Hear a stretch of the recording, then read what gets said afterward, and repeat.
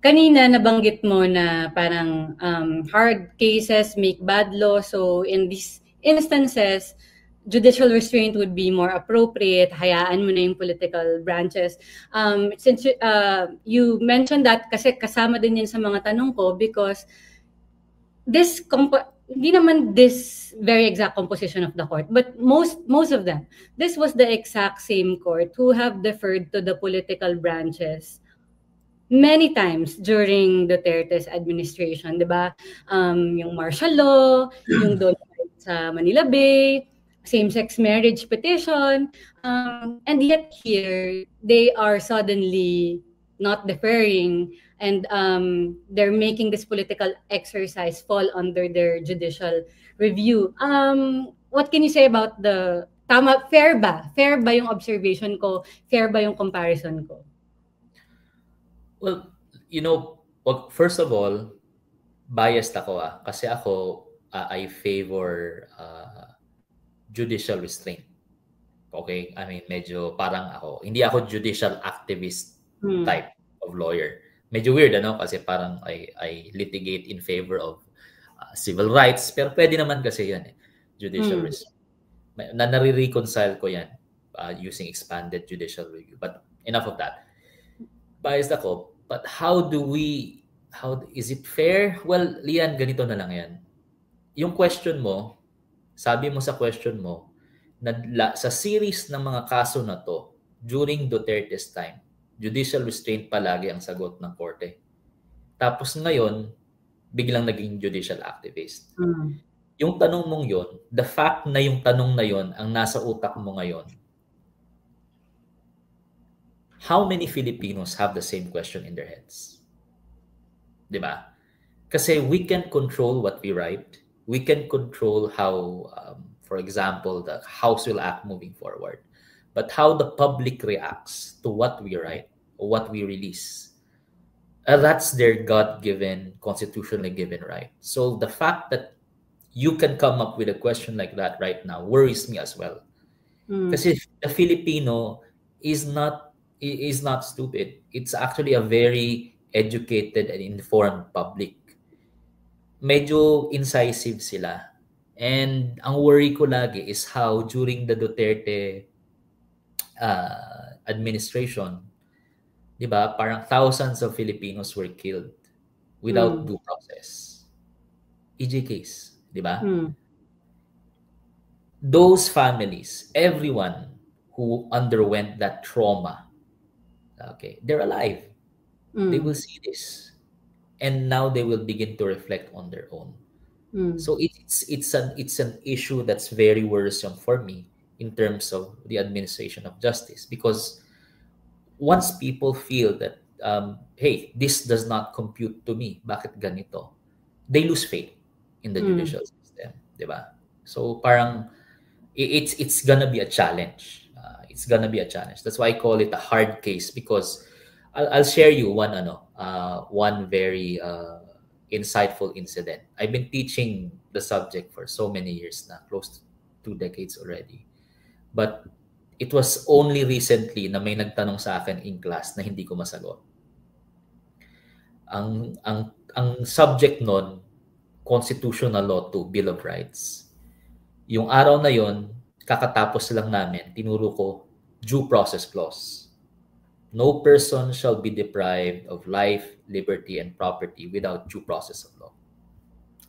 So, after class, may nag-raise ng hand, estudyante. Tinanong sa akin, "Sir, I hope you don't get offended, but how will you reconcile yung mga pinag-aralan natin about due process with what is actually happening right now?" And that was squarely within the drug war and all of those killings. So sabi ko, "What do you mean?" "Sir, you said no person shall be deprived of life.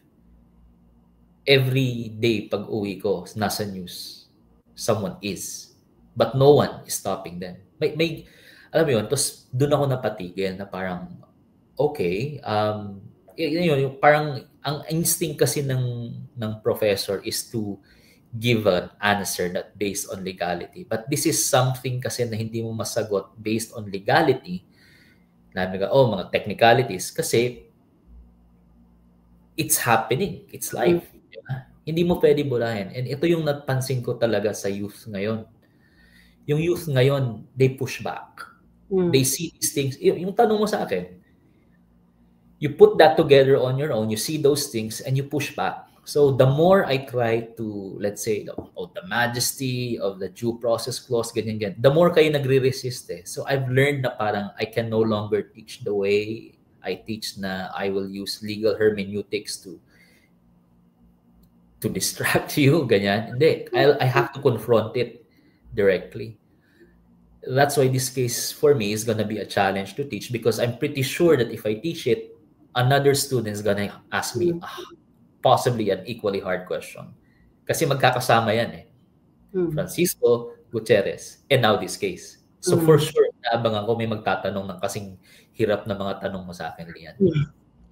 In the spirit of sharing, pero bago yan, those who are on our app and the Justice and Crime Channel app, if you have questions for Attorney Molo, please send in and the producers will share it to me so I can ask. In the spirit of sharing, may nagtanong sa akin dati, parang tingin mo bakit hindi kasing popular ng Philippine Supreme Court yung US Supreme Court?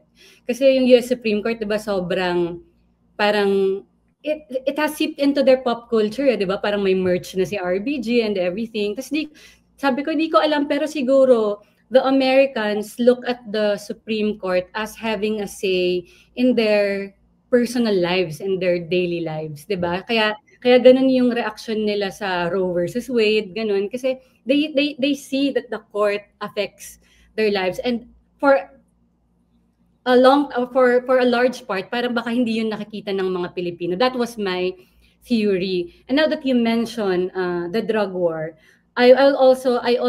another case comes to mind, yung mga vulnerable prisoners during the pandemic na ikinamatay na nga ni Baby River, di ba? And the Supreme Court said there, we could have played another role. Di ba? Parang meron din silang mga remorse doon. And that, malapit yun sa gut ng mga tao. It's the life of a baby. And the drug war.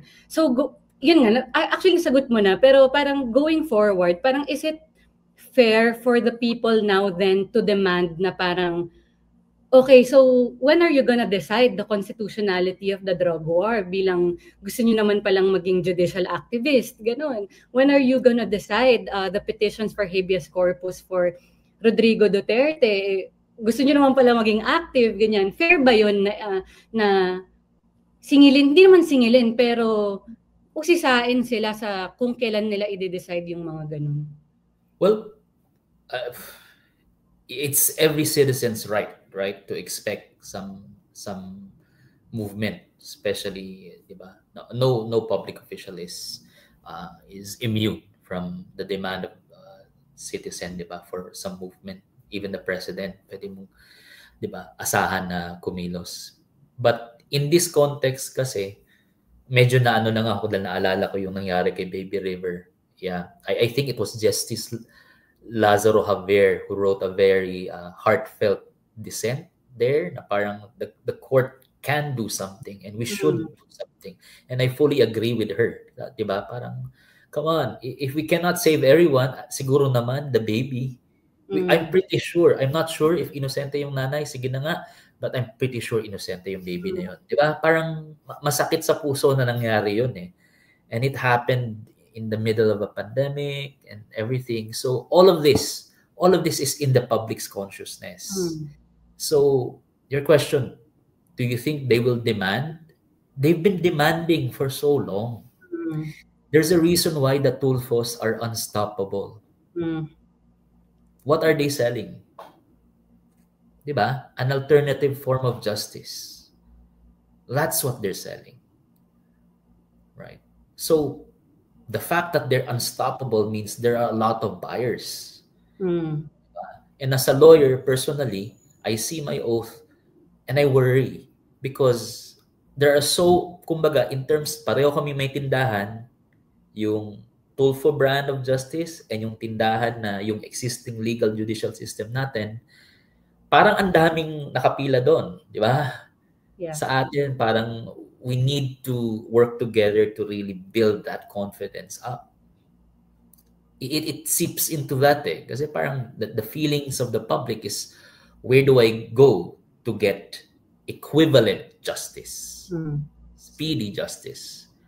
Why do they go? Pipila sila dun sa may Pioneer Center na kahit this oras ng gabi. There's a reason for that, di ba?